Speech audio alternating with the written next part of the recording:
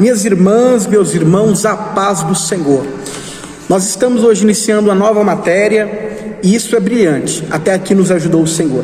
Nós hoje vamos iniciar a matéria Doutrina de Deus. Hoje nós estamos iniciando mais uma etapa do nosso curso básico em teologia. Que Deus possa abençoar você, a sua casa, e que Deus possa abençoar toda a sua família e o seu ministério. Nós sabemos que nós estamos numa grande boa obra e nós não podemos parar.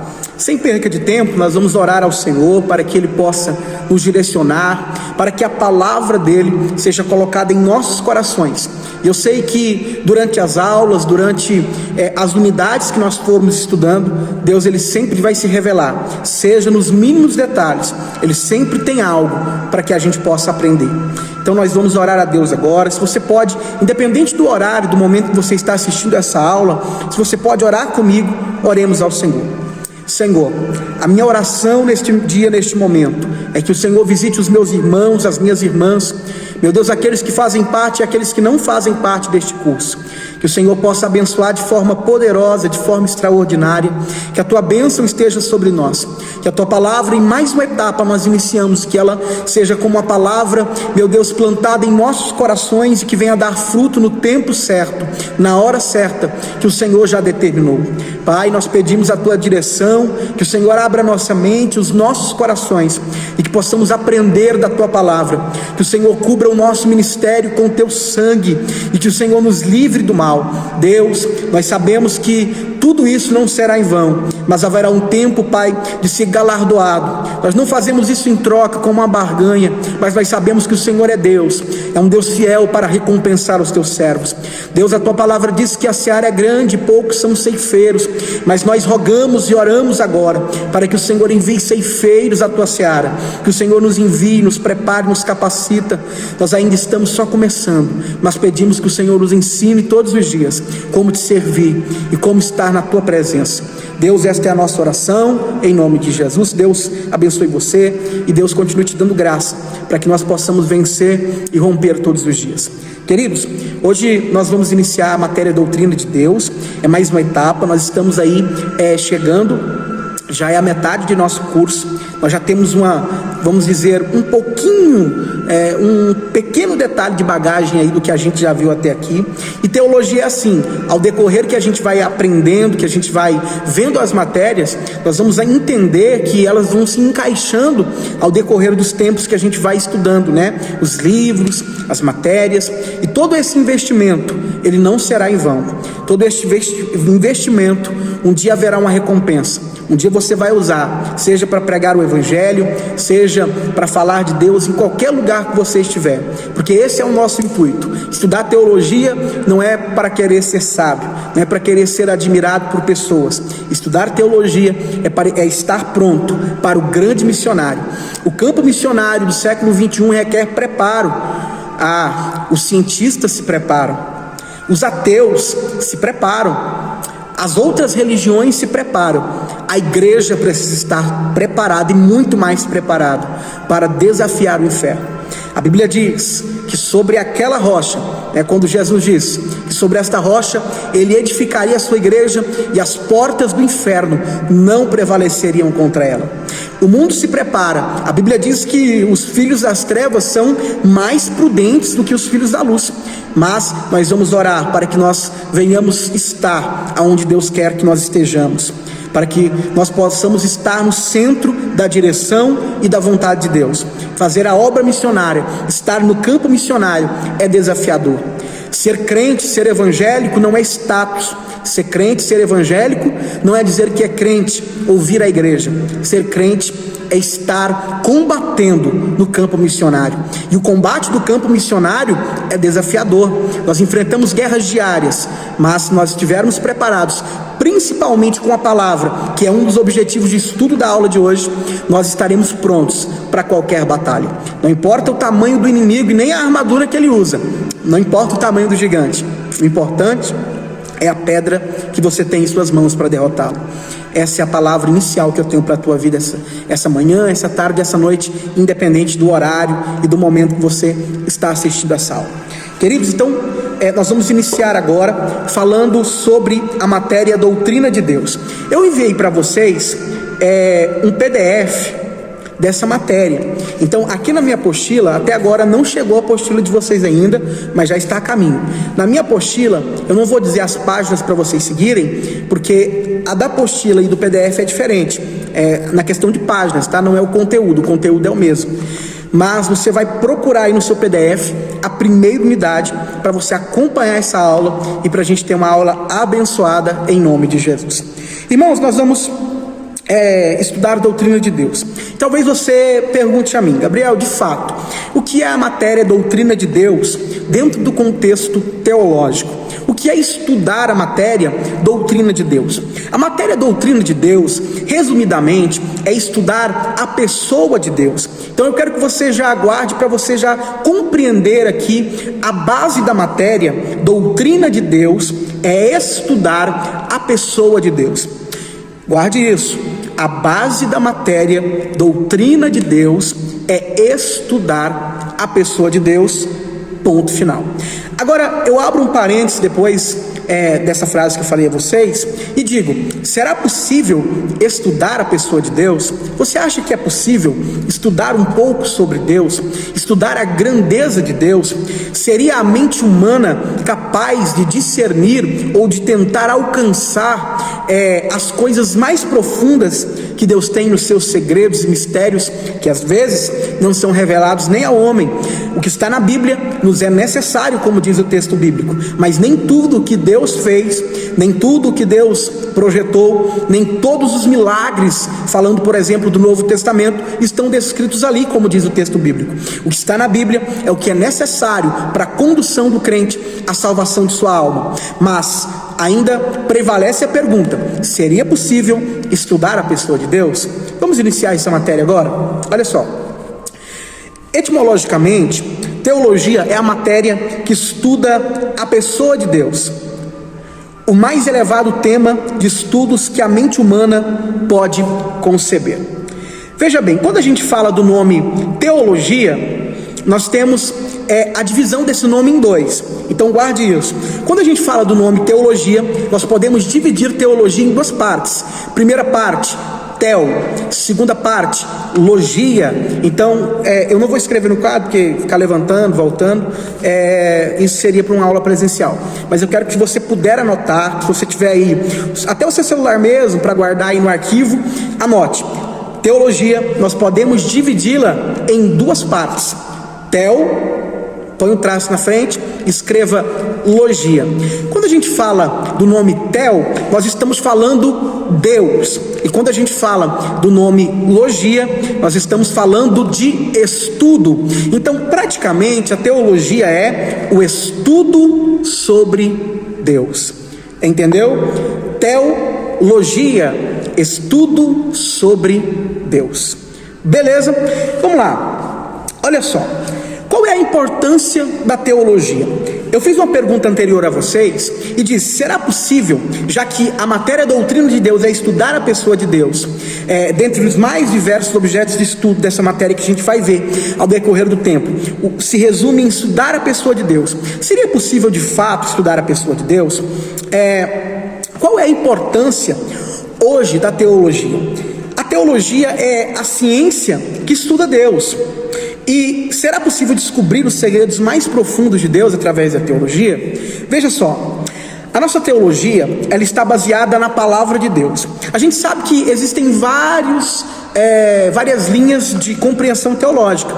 Existem vários métodos teológicos que são utilizados no século 21. Por exemplo, existe a teologia do Conte, existe a teologia da prosperidade, existe a teologia do Conte, prosperidade, enfim, diversas linhas teológicas que são criadas, que são estudadas, que alguns teólogos seguem para pregar a palavra de Deus. Mas a nossa teologia, para de fato ser válida como a teologia que estuda a pessoa de Deus, precisa ser uma teologia baseada na Bíblia Sagrada. Veja só, a nossa teologia, ela está baseada na palavra de Deus. Olha que interessante da mesma forma que a natureza é importante para a ciência, para o cientista, porque a natureza é a coisa mais importante que o cientista tem, porque é através da natureza que ele descobre a história, os segredos, as coisas extraordinárias, assim como a natureza é importante para o cientista, assim é a Bíblia, a palavra para o teólogo. Então, de fato, eu quero que você entenda aqui agora que a nossa teologia, a teologia que nós estudamos, ela precisa estar respaldada pelo contexto bíblico. Se eu criar uma teologia que ela traz confronto com a palavra de Deus, esta teologia está invalidada, ou seja, esta teologia não é a teologia correta. A teologia correta é a teologia que está amparada pela palavra de Deus. A teologia correta é a teologia que está amparada pelos princípios de Deus. Essa é a teologia que nós estamos estudando e que nós estamos tentando descobrir todos os dias. Olha só, vamos avançar na matéria. Hoje a aula vai ser bem tranquila, eu acredito que vai ser bem compreensiva e você não vai ter tanta dificuldade nessa primeira unidade. Você vai entender muito bem a primeira unidade que quando a gente se refere na matéria doutrina de Deus. Veja só,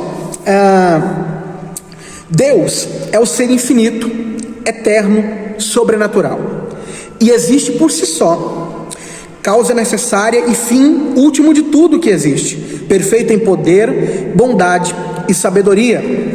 Talvez você possa supor que as Escrituras, ou seja, a Bíblia, seja uma única fonte de saber sobre Deus. Certamente é a principal e a mais confiante. Mas nós temos ainda outras duas fontes do saber sobre Deus. E é sobre isso que nós vamos entrar agora, tá? Eu já abro um parênteses para dizer a vocês, respondendo aquela pergunta lá do começo, antes de dar continuidade sobre as fontes do saber sobre Deus, e respondendo a pergunta lá do começo, se seria possível descobrir, se seria possível estudar Deus, estudar a pessoa de Deus, a resposta é que não é possível estudar toda a pessoa de Deus. Nós podemos descobrir algumas características através do texto bíblico. Nós podemos descobrir a forma que Deus age de algumas maneiras escritas na Bíblia Sagrada. Mas Deus é infinito e nem o maior doutor em teologia pode explicar a sua grandeza e o seu poder. Vamos lá, então agora a gente vai falar, dentro da nossa matéria, doutrina de Deus, sobre 3 fontes do saber sobre Deus. Então eu quero que você guarde isso, isso que eu estou falando agora é muito importante. Nós cristãos hoje, cristãos protestantes, crentes pentecostais, nós temos quantas fontes do saber sobre Deus? Talvez você está aí pensando, que negócio é esse? Que é fonte do saber sobre Deus? Calma, que eu vou te explicar. Veja bem, a primeira fonte principal e mais importante do saber sobre Deus se chama Bíblia Sagrada. Nenhuma teologia é maior do que a Bíblia Sagrada. Nenhum livro extra-bíblico, de qualquer autor que seja, é maior do que a Bíblia Sagrada.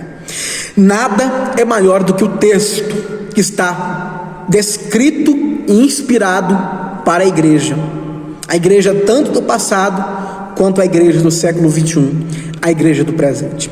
Então eu quero que você aprenda já desde a primeira aula que a primeira fonte do saber sobre Deus se chama Bíblia. E para a gente compreender essa aula, para essa aula ficar mais compreensível, eu vou precisar escrever esse negócio no quadro. Então aguenta aí que eu vou lá para o quadro agora escrever para você entender melhor o que eu quero passar para você, beleza? Aguenta aí. Meus irmãos, estou de volta.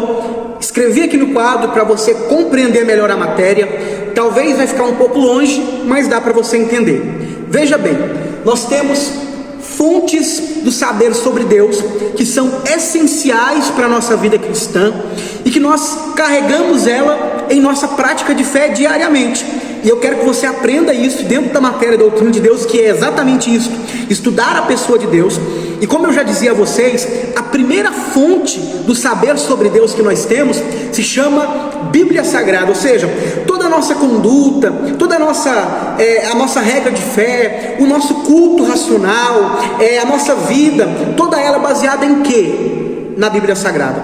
Então, nós podemos dizer que a fonte mais segura, a fonte correta, a fonte que não tem erro, a fonte que não tem enganação, a fonte que não tem outras linhas, a fonte que não tem falha, a fonte que é verdadeiramente inspirada por Deus se chama Bíblia Sagrada. A Bíblia é a primeira fonte e mais confiável do saber sobre Deus. Mas vamos lá, nós já temos a primeira fonte que nós seguimos ela, nós já temos a primeira fonte que é confiável, que fala acerca do saber sobre Deus, e agora nós vamos falar da segunda fonte, tá? E talvez você me pergunta, Gabriel, mas qual é a segunda fonte? A segunda fonte do saber, a segunda fonte do saber sobre Deus, né? A segunda fonte que faz parte da conduta da vida do crente é a experiência pessoal. Ok? A experiência pessoal. Aí você me pergunta, como assim experiência pessoal? Toda e qualquer experiência pessoal cristã que eu tenha e que não bate com a Bíblia, que aqui ó, tá vendo? Eu tentei fazer aqui uma pirâmide, não sei se você consegue ver daí, uma pirâmide assim, mais ou menos, um pouco torta, mas dá para imaginar que seja uma pirâmide. No topo da pirâmide nós temos a Bíblia, certo? A segunda fonte do saber sobre Deus, que fica abaixo da Bíblia, é a experiência pessoal. Só que essas três fontes, daqui a pouco eu vou falar da terceira, elas precisam se encaixar, porque se elas não se encaixam com o que está no topo, que é a Bíblia, essa fonte, ela não é de Deus. Então vamos voltar aqui, ó, segunda fonte, experiência pessoal. Como assim experiência pessoal? Irmão, eu posso dizer que um anjo do céu desceu e trouxe a mim um outro evangelho. Eu posso chegar aqui para você e dizer assim, não, desceu um anjo e diz para mim que a Bíblia é essa Bíblia aqui, não é a Bíblia que você prega diariamente, não. Irmão, pode descer 1000 anjos. Essa pessoa pode dizer que a experiência pessoal dela, que ela teve uma revelação, que desceu um anjo dizendo que o evangelho é outro, e não bate com a Bíblia, essa experiência é descartada. Sabe por quê? Eu já cansei de falar isso no curso de teologia. Sabe por quê? Porque eu não sou obrigado a crer em nada que não esteja pautado no contexto bíblico. Se não está na Bíblia, eu não sou obrigado a acreditar, ponto.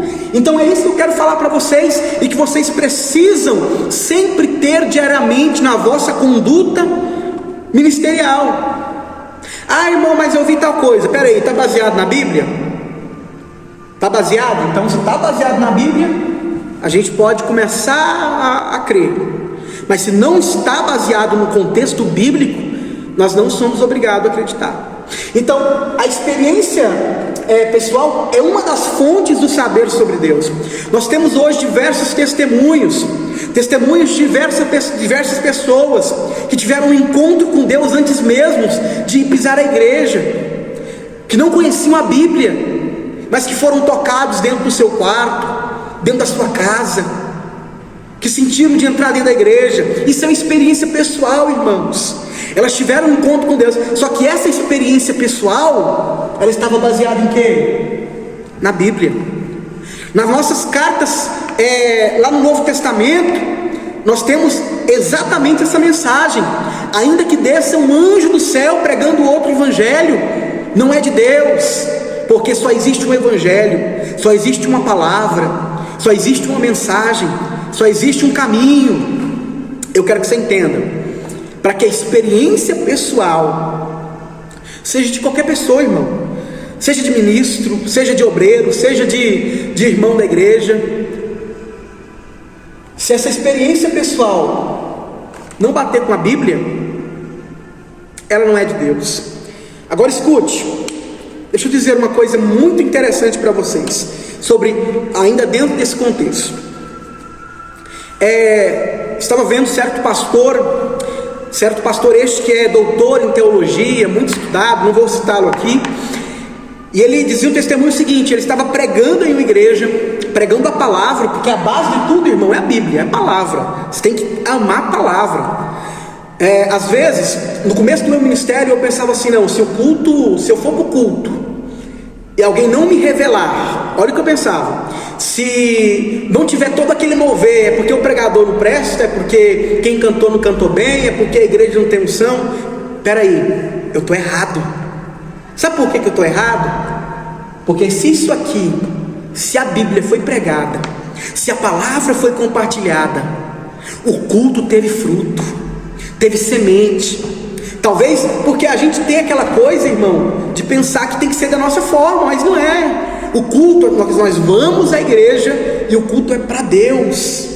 Nosso culto racional é para Ele. Então, voltando aqui no testemunho do pastor, para não sair do contexto, olha só, e ele estava ministrando a Bíblia, a palavra, e ele era pastor dessa igreja, ele era pastor desse ministério, e ele ministrando a palavra, chega uma mulher na igreja, no meio da mensagem, no meio do culto, ela senta na cadeira, em um dos bancos lá atrás, e enquanto o pastor está ministrando, pregando a palavra, essa mulher, ela manda um bilhete, manda que o obreiro levasse um bilhete no púlpito para o pastor que estava pregando. O pastor termina a mensagem e ele lê aquele bilhete, e aquele bilhete estava escrito assim: olha, quando terminar a mensagem, me dê uma oportunidade, porque eu tenho algo de Deus para falar à igreja. Olha que interessante, Deus tem uma mensagem para a igreja.